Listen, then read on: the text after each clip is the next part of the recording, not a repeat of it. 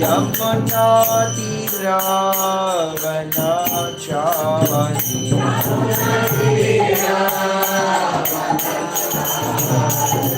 Jaya Radha Madhava Jaya Kunja Vihari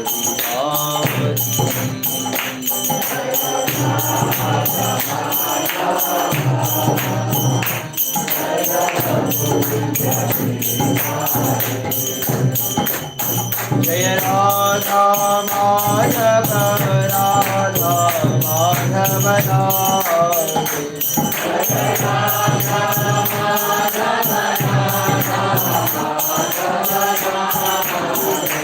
Jaya Panchatattva Jaya Panchatattva Panchatattva Jaya Panchatattva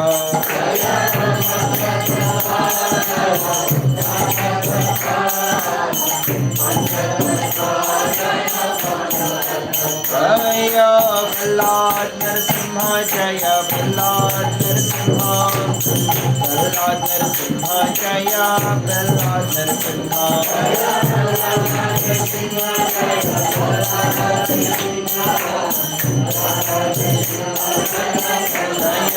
Jaya Prabhupada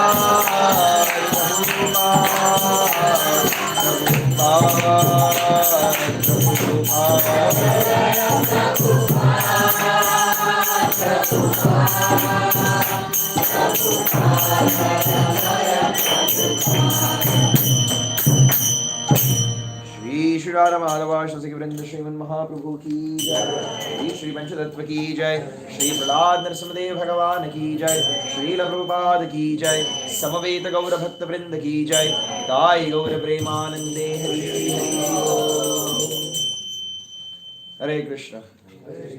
We welcome all of you to our class after 3 weeks, I think. We're having this class again.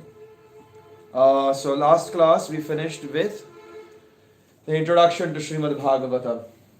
And today we will start with the first canto, first chapter, first verse of Shrimad Bhagavatam.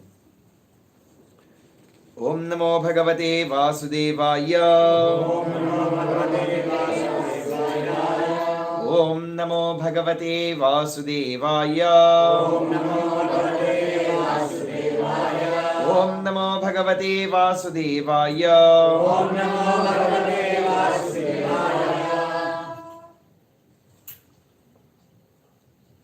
Should we do shloka or?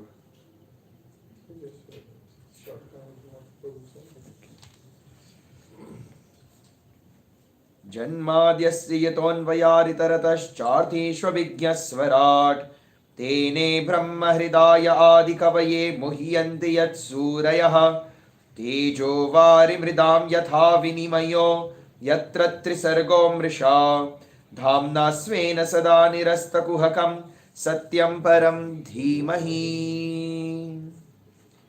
Translation.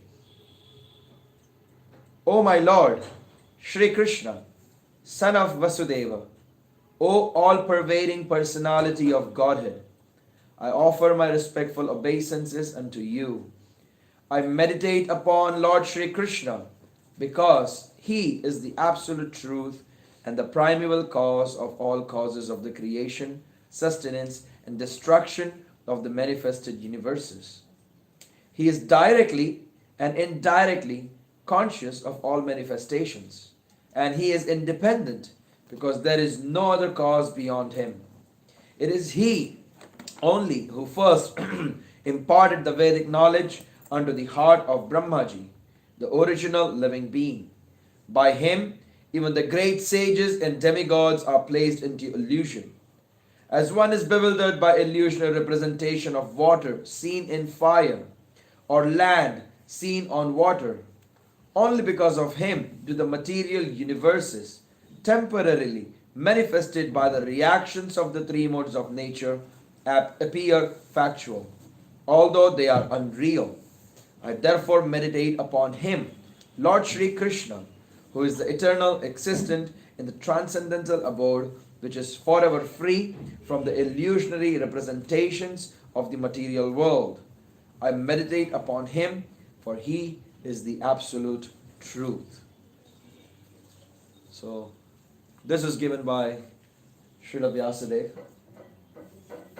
And understanding the history of Shrimad Bhagavatam, then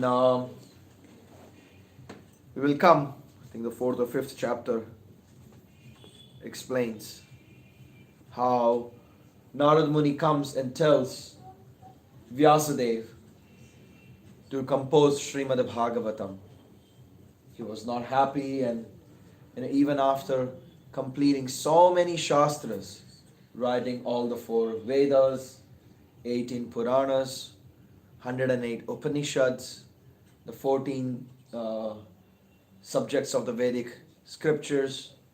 After composing all these, he was still not satisfied. So then he wrote Mahabharata.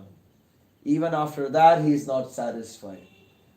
So then Narada Muni comes and explains him that you are not satisfied because you haven't given directly the understanding of worshipping the Supreme Personality of Godhead, Shri Krishna.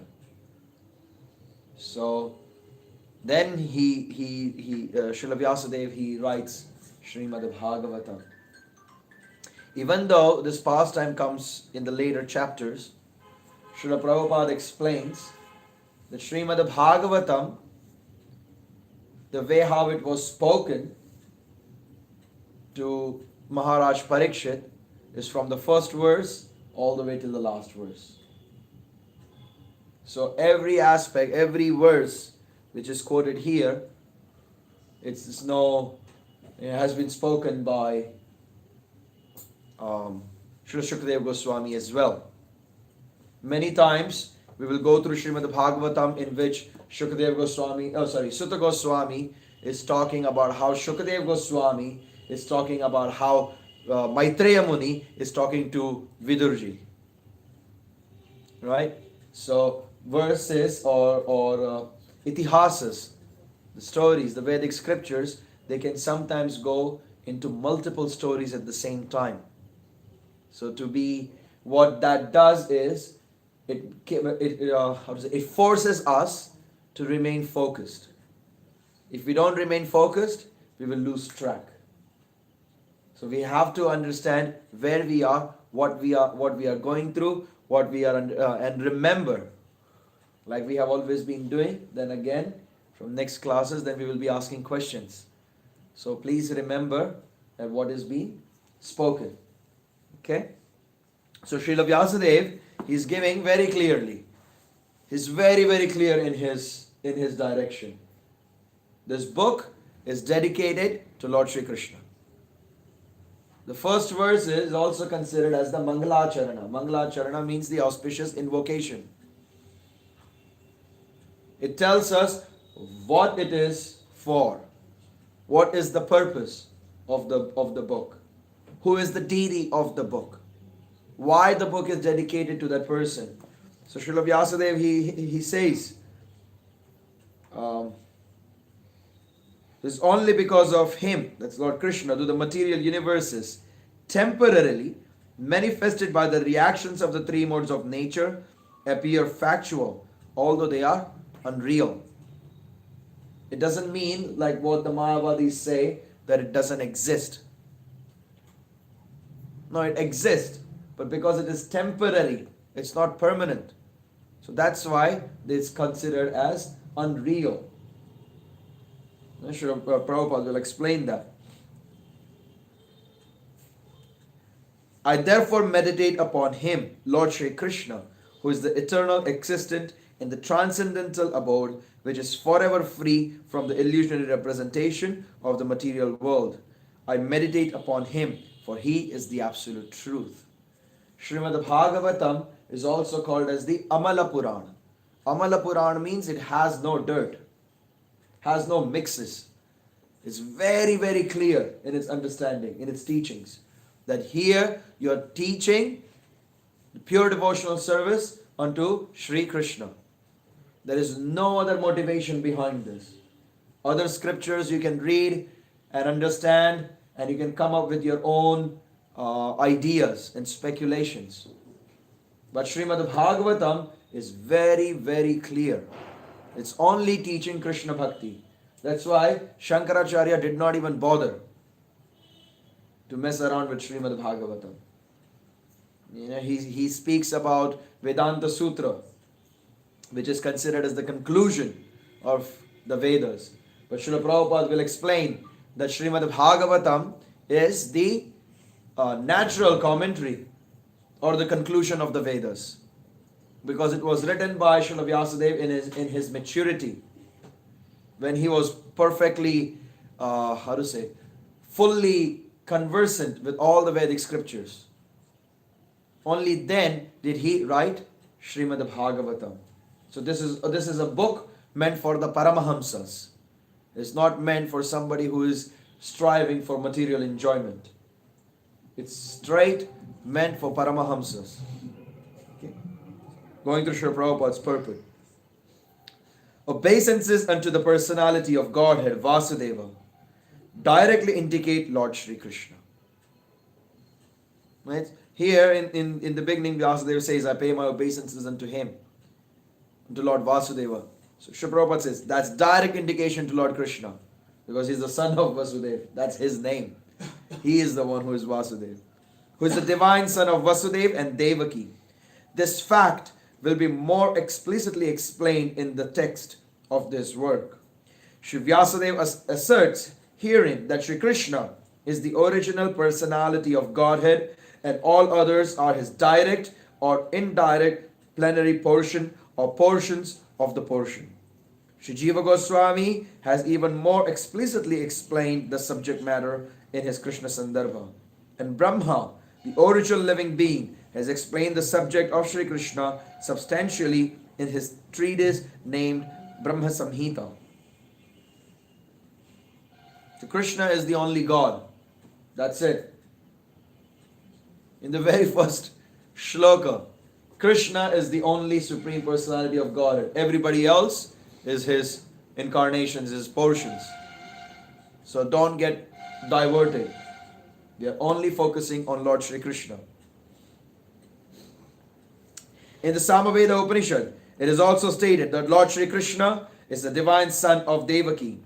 Therefore, in this prayer, the first proposition holds Lord Shri Krishna is the primeval Lord, and if any transcendental nomenclature is to be understood as belonging to the absolute personality of Godhead, it must be the name indicated by the word Krishna, which means all attractive.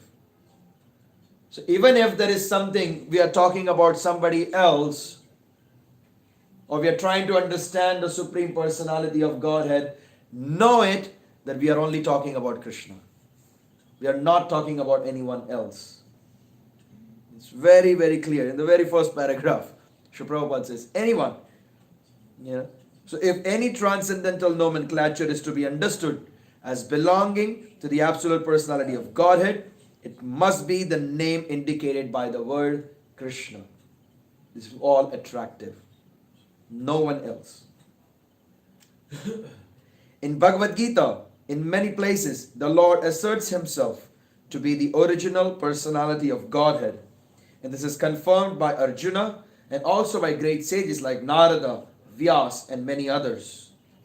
In the Padma Puran, it is also stated that out of the innumerable names of the Lord, the name of Krishna is the principal one.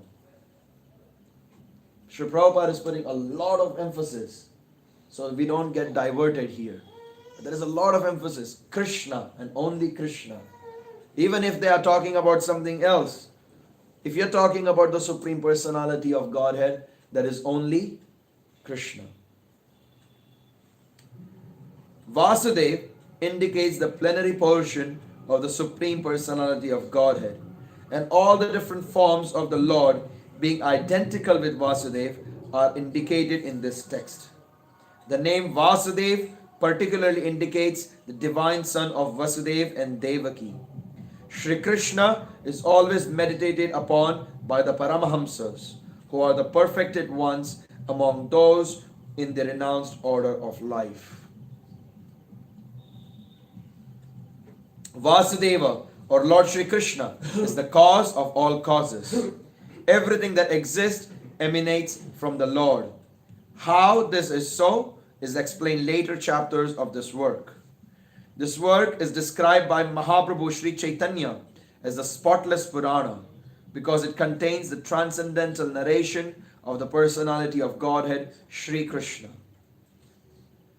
The history of Shrimad Bhagavatam is also very glorious.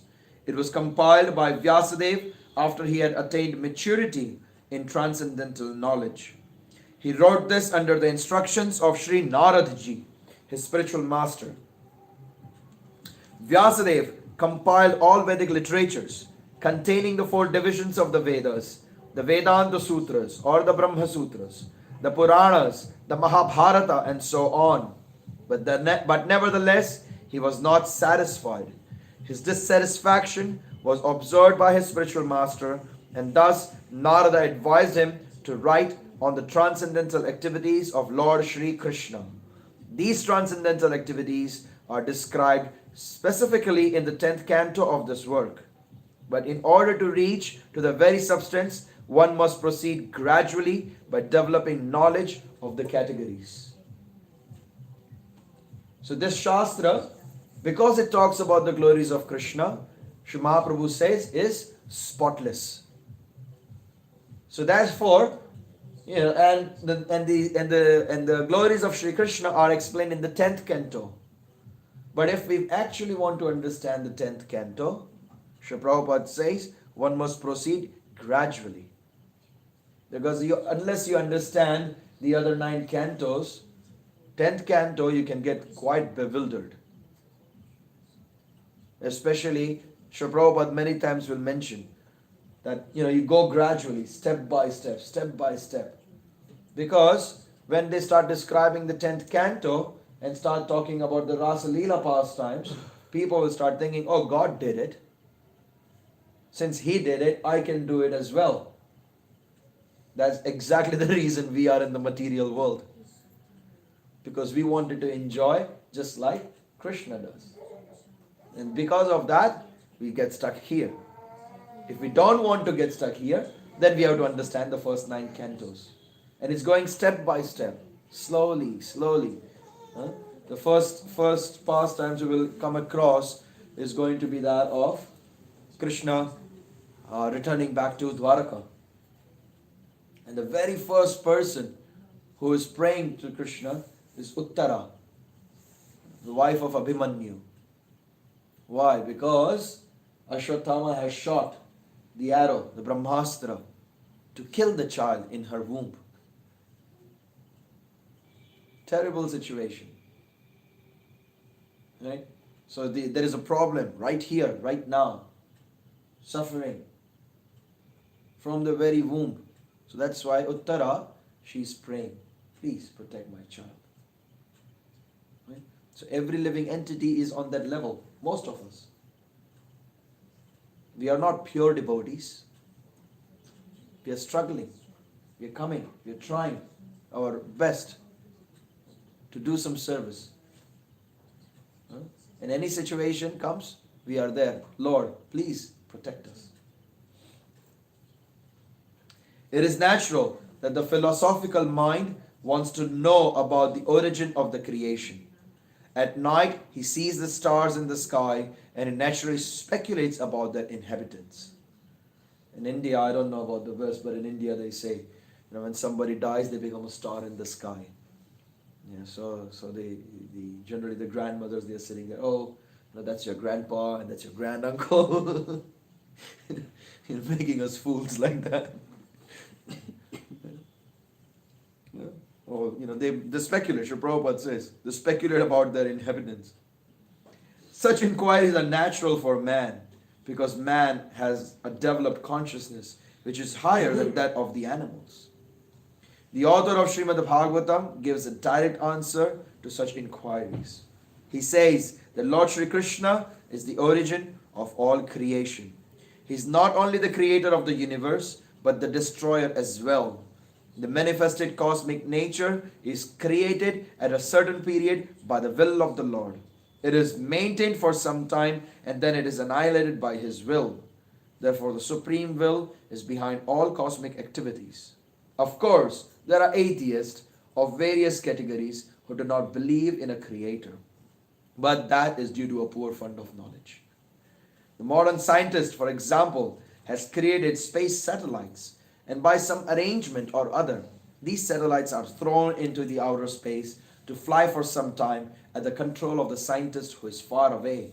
Similarly, all the universes with innumerable stars and planets are controlled by the intelligence of the personality of Godhead. That has a reason. Every aspect that you see, everything that you notice, it has a reason. Every moment that we live our life, the way how it goes, it has a reason. Why we went through certain situation. It cannot be by chance. It must have a reason. And the cause, the reason, is Krishna himself. He sets us in a specific place. He puts us in a specific situation based on other activities that we have performed. All the living entities, all of us here have once upon a time been Lord Brahma. Shastra mentions that a person cannot become Krishna conscious unless he has been through all, 8,400,000 species of life and he has been through every situation. Unless he has been through all this, he's not going to become a devotee.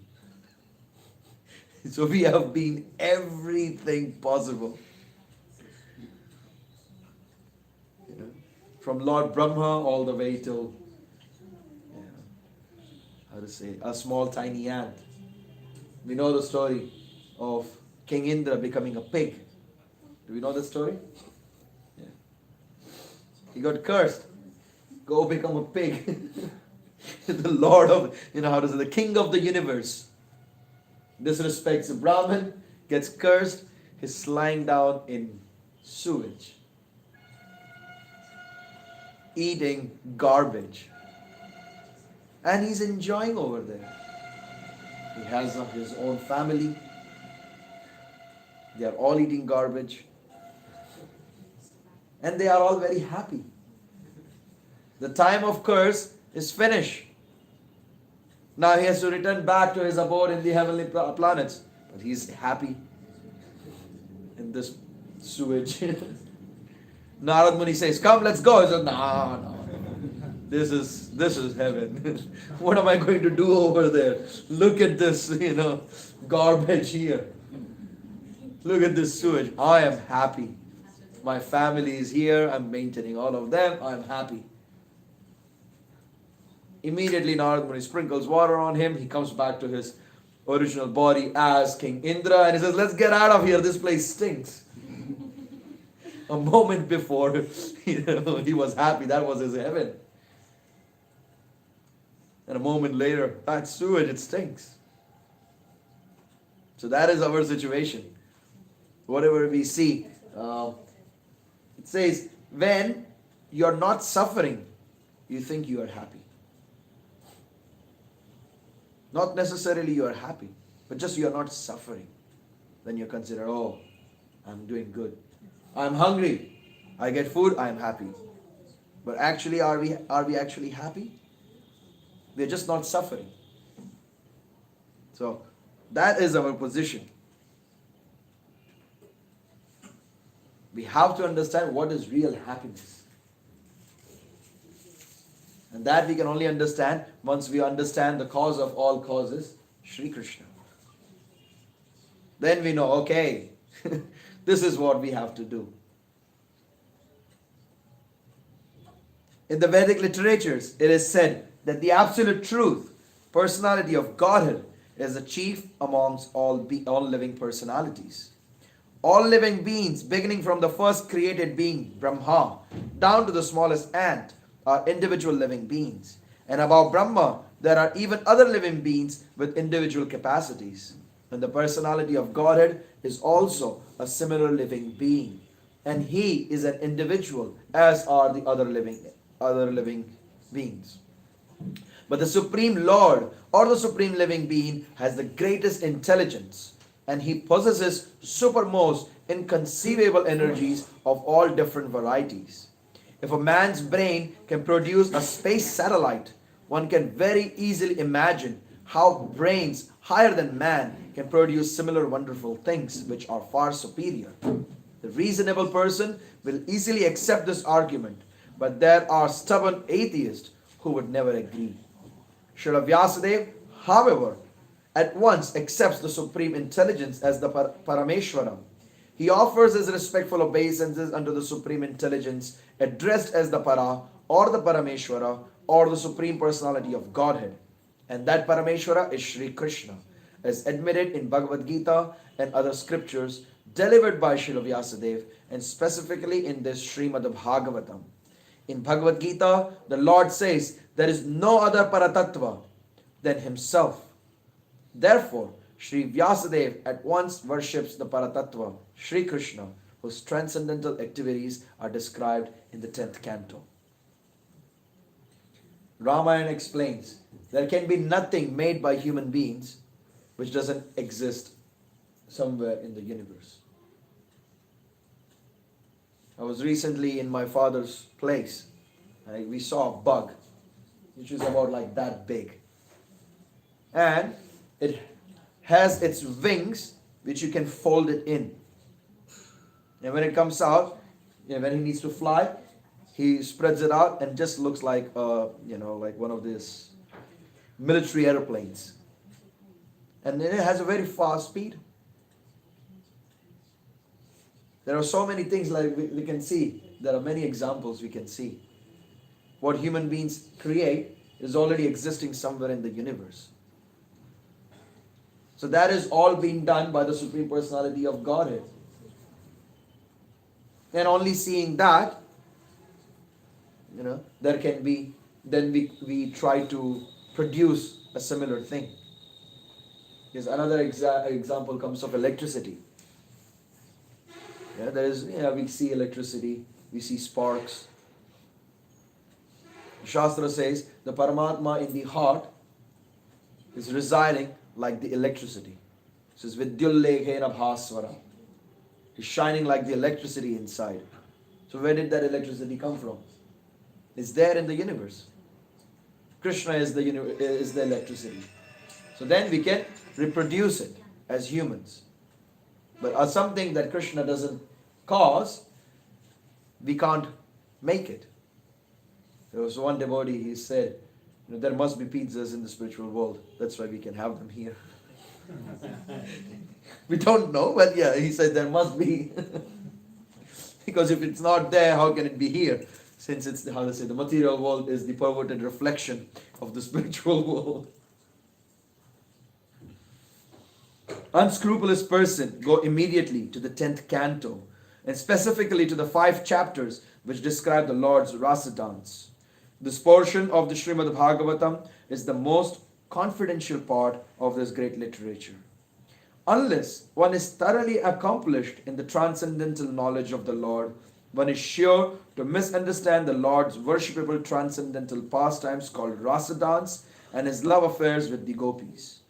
This subject matter is highly spiritual, and only the liberated persons who have gradually attained to the stage of Paramahamsa can transcendentally relish this rasa dance. Srila Vyasadeva therefore gives the reader the chance to gradually develop spiritual realization before actually relishing the essence of the pastimes of the Lord. Therefore, he purposefully invokes a Gayatri mantra, Dhimahi. This Gayatri mantra is meant for spiritual advanced people.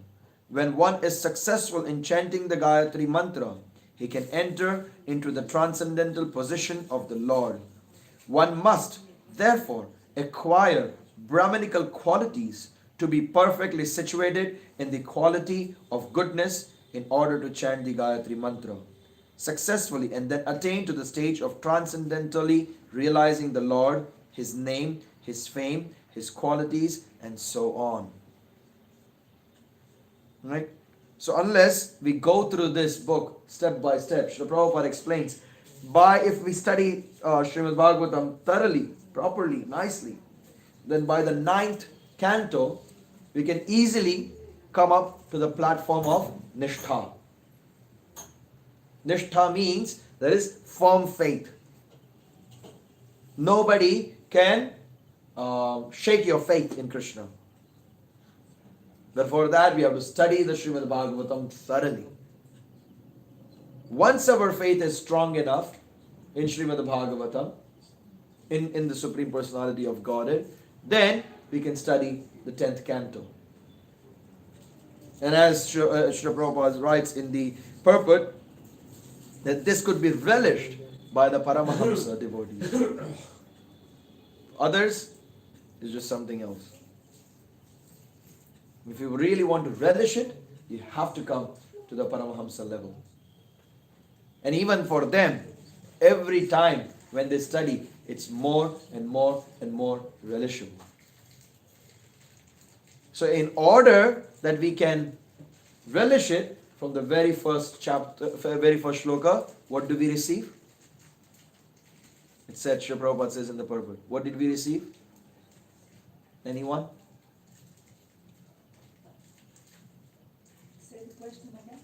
What did we receive in the very first shloka so that we can relish Shrimad Bhagavatam's 10th canto? With regard to all the Bhagavatam systematically. No. Vyasadeva gives us something. Yes. He gives us the Gayatri mantra. The mantra Dhimahi. So Srila Prabhupada says, this Gayatri mantra is meant for spiritually advanced people. When one is successful in chanting the Gayatri mantra, he can enter into the transcendental position of the Lord. One must therefore acquire Brahmanical qualities to be perfectly situated in the quality of goodness in order to chant the Gayatri mantra successfully. And once we are chanting the Gayatri mantra successfully, then we can easily understand, attain the stage of transcendentally realizing the Lord in His name, form, qualities, and so on. That's pastimes. And we can only understand the Lord in this manner. First we understand the name. Once we realize the name, can we actually understand Krishna's form? For example, if I want to know someone, I'll say, Prabhu, what's your name? Right? Then I understand, okay, this particular body, that's the name. I know him, I know this person by this name. So first I know his name. Then I know the person. Then being with this person, then I will start understanding his qualities. What kind of a person he is. He's a good person, he's a bad person, he's a rough person, he's a soft person, he's sensitive, he's insensitive. This is a person whom I would like to interact with or not interact with. And when I decide, I want to interact or not interact, that will be based on his pastimes, what he is doing, what he is not doing, what are his likes, what are his dislikes. So like that, we understand once we keep on chanting the holy name of the Lord, then we understand the Nama. Understanding the holy name, then we understand the form, then his qualities, and finally his pastimes. So to understand the pastimes, it takes us 9 cantos to understand Krishna properly. Therefore, steadily progressing, one chapter, shloka by shloka by shloka. We took almost 3 months to go through the introduction, or even more. But it will proceed slowly, slowly, slowly, and eventually come to the platform of Nishtha and understand the pastimes of the 10th canto. Shrimad Bhagavatam is the narration of the Swarupa of the Lord's manifested by His internal potency. And this potency is distinguished from the external potency which has manifested the cosmic world, which is within our experience. Srila Vyasadeva makes a clear distinction between the two in this shloka. He's talking about the two Shaktis of the Lord. Srila Vyasadeva says herein that the manifested internal potency is real, whereas the external manifested energy in the form of material existence is only temporary and illusory, like the mirage in the desert. In the desert mirage, there is no actual water. There is only the appearance of water. Real water is somewhere else. The manifested cosmic creation appears as reality, but reality of which this is but a shadow is in the spiritual world. Absolute truth is in the spiritual sky, not the material sky. In the material sky, everything is relative truth. That is to say, one truth depends on something else. This cosmic creation results from the interaction of the three modes of nature, and the temporary manifestations are so created as to present an illusion of reality to the bewildered mind of the conditioned soul, who appears in so many species of life, including the higher demigods like Brahma, Indra, Chandra, and so on. In actuality, there is no reality in this manifested world. That appearance to be reality. However, because of the true reality which exists in the spiritual world, where the personality of Godhead eternally exists with his transcendental paraphernalia. Sri Vyasadeva is explaining about the two energies, the internal and the external. Internal is Krishna himself, having the spiritual sky, his abode, his pastimes over there. And this is just a desert. We only get the mirage. Only imaginations. The living entity actually cannot do anything.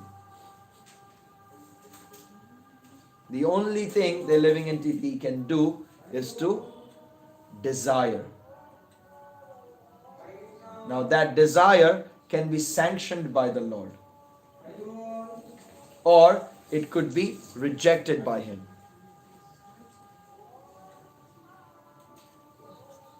So therefore, what we should do is try to serve Krishna. Because at the end of the day, there is no reality here. We have friends, relatives, right? As soon as you become a devotee, somehow you don't have those friends and relatives anymore. What happened? You have money, you have many people trying to follow you. You lose money, they are all gone. You have fame, people like you. They all want to take selfies with you. You do something wrong, you become infamous, you are eternally damned. Nobody likes you anymore. So there is no reality in this world. There is no truth in this place.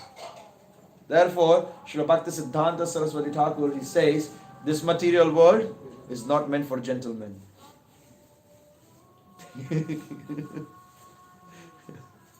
In Kali Yuga, Bhagavatam explains, towards the end of the Kali Yuga, the devotees or those who are nice, pious people, they would have to hide in the caves and in the forests. Because people will only come out to mate with each other or to eat each other. It's going to be terrible. In some places it's already happening. People are not interested. In some countries, if you are walking by and if you say, "How are you?" don't expect an answer back. Because not necessarily they will reply. So don't feel bad about it. You just go on by. Hey, how are you? Hey, good. Done. Finish. Even in Mayapur many times we have situation like that. प्रभु थोड़ा है. And he, sometimes we are all devotees sitting in Mayapur. But when we see someone coming, we put our eyes down. We start looking, the beautiful tree next to us. But we are afraid to make an eye contact with the person and say, Hare Krishna Prabhu, Hare Krishna Mataji. We are afraid to do that. We don't do it. But they are devotees. Recently I was performing a yajna. Some devotee asked me, Prabhu, can you do this yajna for us? Yes, sure. He says, our ancestors, I really have a feeling that I should do some yajna for my ancestors. Prayers to the Lord. I said, sure, we can perform a yajna. He says, in that, there is the name of a Muslim man as well. Is it okay to do a yajna for a Muslim fellow who died? I said, yeah, it's okay. He says, no problem. He's Muslim, no problem. He says, why? Did he stop becoming, the part and parcel of the Supreme Lord Krishna? Just because he's Muslim? He's not Krishna's part anymore. He's like what, part and parcel of Kamsa or something now?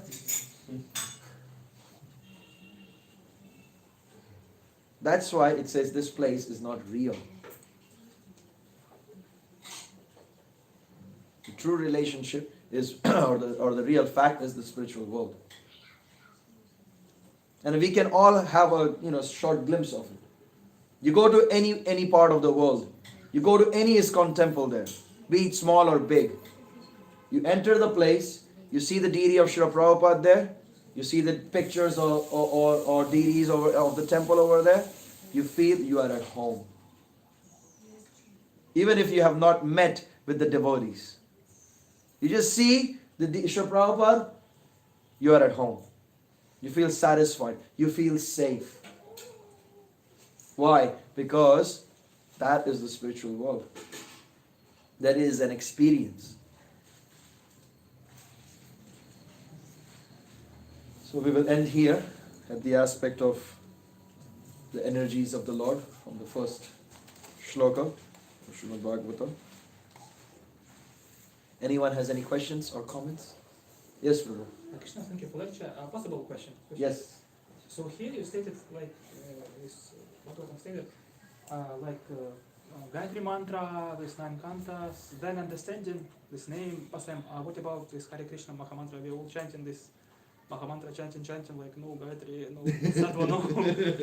Please can you comment? Yes, Srila Prabhupada, right in the second sentence after that, he says, that's why we should develop Brahmanical qualities so we can come to the quality of goodness. Now, chanting of Gayatri mantra, it can be done once you have the initiation or you have the qualification. But how do we get qualified? Bhagavatam also says when you are born, you are a Shudra. Now Shudra is not capable of chanting Gayatri. You have to be at least Brahman, Kshatriya or Vaishya. Only then can you chant Gayatri. Shudras can't, because their consciousness is so tamasic. When Bhagavatam explains about the Brahman, Kshatriyas and Vaishyas, they say Brahmins, they only talk about Shastra and the Supreme Lord. The Kshatriyas, they are involved in administration. The Vaishyas, they are always talking about and thinking about business. And Shudras are always lamenting. They're always crying. Oh, I have this problem. Oh, I have that problem. Oh, the world is so terrible. There's nothing good in this place. So because they are always lamenting like that, they can't really focus on the Gayatri. So Mahamantra is perfection in everything. It brings us closer to Krishna. And if you notice, when devotees are sitting there chanting their Gayatri, and somebody starts talking, you say, hey, shh, he's chanting his Gayatri, don't disturb him. And when we are chanting our japa, what do we do? Yeah. 16 rounds finishes like this. But you haven't chanted even one mantra consciously. Right? So, the thing is, the Gayatri is there to help us chant our mantra, Hare Krishna Mahamantra, better. That's why the Gayatri is there. But, when we are chanting Gayatri, we are all sitting up straight and, closed eyes, facing the Lord, sitting properly. Chanting Hare Krishna is like, sometimes lying down, watching a movie. Because it's so cheap, no? It's not so important. No, so that's why we come up to that level. Mahamantra can be chanted by anyone in any situation. There is the Kali Santarana Upanishad explains, Narad Muni is actually asking Lord Brahma, in this Kali Yuga situation, what should people do? So everyone should chant the mantra with 16 syllables in it. Everyone must chant this. He says, oh, okay, very nice. So, what is the process of chanting? What are the rules of chanting this mantra? He says, there are no rules. You can be pure, you can be impure. But whoever chants this mantra is it becomes glorious. And it even says, if you chant it sincerely 32 million times, then it can destroy any kind of sin. But Mahaprabhu says, if you chant it even once, pure holy name, Shuddha Nam, it can destroy the amount of sin of the whole universe. That's the glory of chanting the holy name. Is that okay, Prabhuji? Any other comments or questions? I want to comment. Yes, something you speak in the beginning of the class. Narada Muni one and Vyasadeva one was unhappy. Before Vyasadeva, knowledge Veda was not Written down. and Vyasadeva understand is important. I give knowledge. We give everything about creation. I'm not talking about creator and we have to worship like you said. But also the risk of this is people have access to knowledge and don't use properly. Yeah. Oh, I can do this, I can do this. When the purpose is, don't do this, don't do this. Yeah. And with Shrimad Bhagavatam, this is the way to use creation. Yes. And the Vyasadeva was going to be responsible. The people was doing what they don't want to do. Yeah. So was happy. Yes. Focus in this point. Yes. Thank you, Prabhu. Yes. That's why Srila Prabhupada is also emphasizing so much. It's Krishna. Okay, when you talk about the Supreme Personality of Godhead, that's Krishna. Nobody else. It's Krishna, it's Krishna. So many times he's saying this. The first three paragraphs itself. So you said someone has to go on to 9 canto to understand 10 canto. But Srila Prabhupada, after 4th canto, he did the Krishna book. Yes. The 5th canto, after 5th canto or 4th canto, they did Krishna book. I'm not sure. I'm saying 4th canto, right?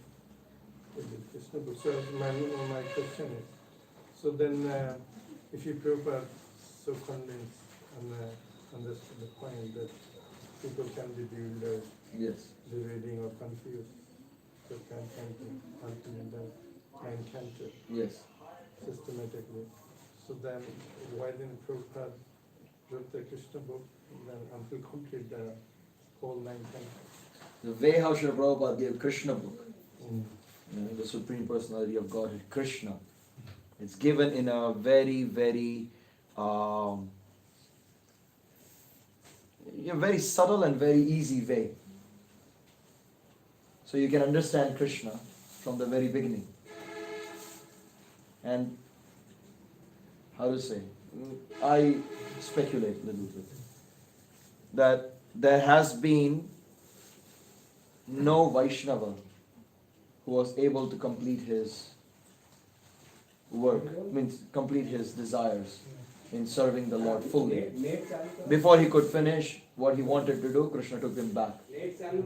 So Prabhupada finished, I think, he didn't even finish the 13th chapter of Bhagavatam, 10th canto. is written now is based on Krishna book. So So I'm not sure, but this would be my explanation as why Srila Prabhupada gave Krishna book first. No, like you have Surdas, for example, great devotee, was blind and the whole story that behind that. But he had taken a vow that he will write 100,000 songs glorifying the Lord. When he finished like 30,000 songs, Krishna appeared to him and says, I'm so pleased with your devotion. Let's go back to God. He says, no, I can't come now. I have taken a vow of completing 100,000 songs for you. Let me finish my vow. And he finished about 50,000 songs. Krishna appeared again. Let's go, come on. No need to finish this. Let's go. He says, no. I have to finish. I think it was either 75,000 or 80,000 songs Surdas ji wrote. And then Krishna told him, just forget it, let's go. He says, what about this other rest of the songs? He says, I will write. I will complete it for you. And so all the songs you see, it says Surdas says like that. But those last songs, it says Krishna on behalf of Surdas says, and that's how he completes the song. He did not allow Ramanujacharya to meet his Gurudev, Yamunacharya, because he knew if two of them meet together, they both are such great devotees. If both of them meet together, they can liberate the whole world instantly. So he didn't allow them to meet. Ramanujacharya was on that side of the river, Yamunacharya is on this side of the river, and Yamunacharya left his body. Because he sent a message, call Ramanuja. So the devotee went to call him, and Lord appeared over here. Okay, time for you to go back to Godhead. Let's go. Yamunacharya says, give me 3 days. Ramanuja will be here in 3 days. Give me 3 days. Krishna said, okay, I give you 3 days. Towards the end of the 3rd day, Ramanujacharya is on that side of the river, Yamunacharya is on this side. Krishna says, okay, time finish. He says, he's right there. He says, sorry. You can't meet. Took him back. And then Ramanujacharya, he understood those. The 3 fingers closed. They opened one after the other. Because there were his 3 incomplete works. He couldn't finish. So that would be my interpretation of why Srila Prabhupada wrote Krishna book before completing the 9 cantos of Shrimad Bhagavatam. But if somebody knows the exact reason, they can share. As you saying, maybe, I don't know whether Anuradha straight or something. I thought maybe he thought maybe he will not live long on this planet, probably. Probably, I don't know. As you saying. Could be, because he was his 70th birthday when he is traveling to USA. How much more longer can a person live? So some people can confuse about Krishna to writing something else. So he thought that maybe Krishna is the most important. Give the essence. So that's why he did his work. Yes, Prabhu. could you mention the 3 instructions? 3 instructions. I think it was to write the commentary on Brahma Sutras, which was the Sri Bhashya, to establish Pancharatra worship of the Lord, and the 3rd one was to writing the Sri Bhashya, establishing Pancharatra. Something related to temple management or something? Well, that's Pancharatra. No? To make Ramanuja the next Acharya. No, that wasn't the 3rd one. Anyway, can't remember. Sorry. So again the 3 things, because 3 fingers, he thought the 3. It was the 3 Bhashya, writing the Sri Bhashya, the commentary on Vedanta Sutra, establishing Pancharatra worship, and the 3rd I can't remember. So these 3 things he should not. Yes. So Ramanujacharya, he's in front of the body of Sri Yamunacharya, and his hands are closed like that. So Ramanujacharya asked, why is 3 fingers closed? So somebody said probably they are the 3 incomplete tasks that he couldn't finish in his life. So he asked, what were they?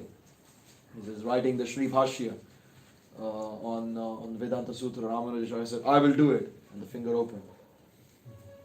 And he said, the Pancharatra, to establish Pancharatrika way of worship. And he said, I will do it. And the second finger opened. And it was another one. And he says, I will do it. And the third finger opened as well. So that's how the Sri Vaishnavas knew that he is our next Acharya.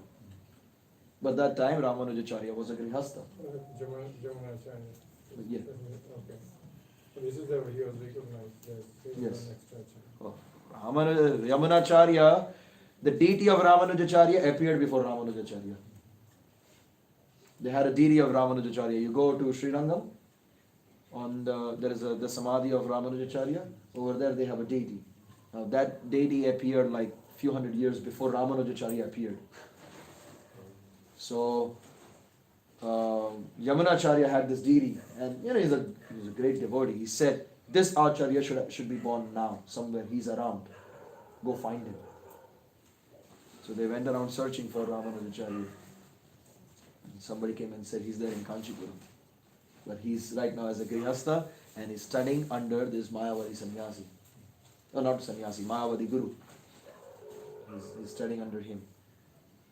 Because that time, and Ramanujacharya's Guru, he's explaining his Brahma Sutra, he's giving Shankaracharya's commentary. And over there it says that the eyes of Lord Vishnu, they are as red as the backside of a monkey. And Ramanujacharya, when he heard that, he was so pained, to hear that actually the tears fell from his eyes, and he was massaging his Guru, so it fell on his back, and he could sense that the tears are hot, so that means they are out of pain. So he said, "Oh," he said, you don't agree with Shankaracharya's commentary on this? You think you have a better commentary? Explain what do you think about it?" And he takes the same verse and he breaks it differently, and it explains that the eyes of the Lord Vishnu are as red as a lotus petal. But he just divided the shloka differently. And that's the beauty of Sanskrit, that you can just manipulate it the way how you want it. And that's what Shankaracharya does. He just took the whole Shastra, manipulated it in the way to present his opinion. But Shankaracharya has a funny philosophy. I'll just tell you a short story and we will end. There was one day he went to some Vaishnava king to convert him, to explain Mayavada philosophy to him. And the king is there, he's a sannyasi, so he's respectful and like that, and he says, "Okay, thank you very much." He gives some donation, he says, "Now you can go." So Shankaracharya goes out, and when he's gone out, the king had a drunk elephant ready. And he told the Mahot, let him chase Shankaracharya. So there's an elephant chasing Shankaracharya. And Shankaracharya is running around in the streets, to save himself from this elephant. And this elephant is just going behind him. And the king said, "Acharya, why are you running? This is just an illusion that the elephant is running behind you. It's just an illusion, don't worry about it." And Shankaracharya shouts out, that the elephant running behind me is an illusion. Me running in front of the elephant is an illusion. And you watching me run in front of the elephant is also an illusion. So that's Shankaracharya's philosophy.